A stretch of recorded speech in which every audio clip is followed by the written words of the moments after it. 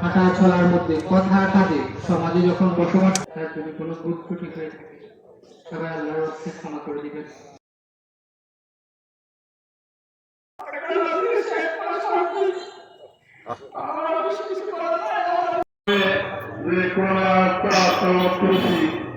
এরকম গুরুত্বপূর্ণ আয়াত আল্লাহ আমাদের সাবধান করতেছেন, এই নম্বরগণ আল্লাহকে ভয় করো, প্রত্যেকে যেন লক্ষ্য রাখে আগামীকালের জন্য কি প্রস্তুত দিয়েছে। এই সমস্ত আমাদের আল্লাহকে ভয় করো, ইন্নাল্লাহ খাবীরুম বিমা তা'মালুন। নিশ্চিতভাবে আল্লাহ ভালো করে জানেন আমাদের কাজকর্ম সম্পর্কে খবর রাখা। আজকে বিদায় আমাদের সাথে নয়, আমার ভাষা জীবিত আছে। আজকে আমাদের সরকার আমাদেরকে রেখে চলে গেছে। মৃত্যু ছোট বড় কাউকে দেখে না।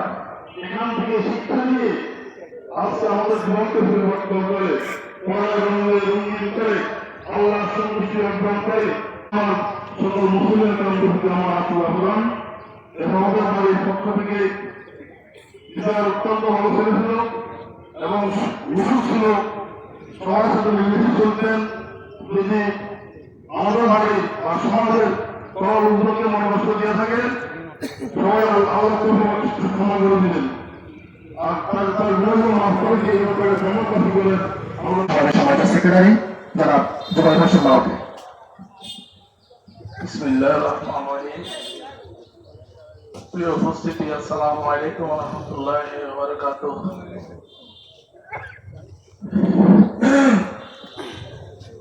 আজকে এই দিদারের জানাজায় আমরা উপস্থিত হয়েছি, আসলে এটা অত্যন্ত বেদনাদায়ক।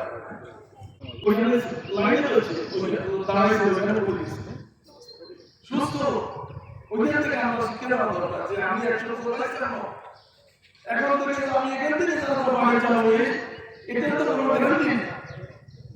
এই কারণে আমরা আরো বেশি করে অবদান রাখবো, আরো বেশি করে অবদান রাখবো। সত্যি আল্লাহ সাল্লাল্লাহু আলাইহি ওয়াসাল্লাম করে এই মধ্যে আমরা চলি। আর সে অত্যন্ত আসসালামু আলাইকুম ওয়া রাহমাতুল্লাহি ওয়া বারাকাতুহু। আমার প্রিয় দুজন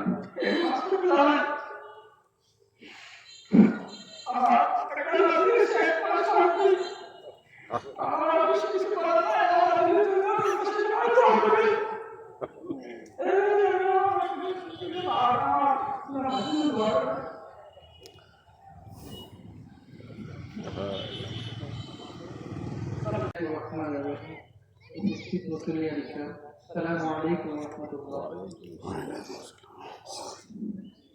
এটা আসছে সৌদি আরব ছিল দীর্ঘদিন, গত বছর এপ্রিল মাসে বিদেশ থেকে আসছে, প্রায় 9 মাস থেকে 10 মাস হয়েছে। এর ভিতরে আল্লাহ তাকে একটা কন্যা সন্তান বলছে। গতকালকে হঠাৎ করে মাথায় আঘাত, ব্যথা করতেছে এরকম বলতেছে।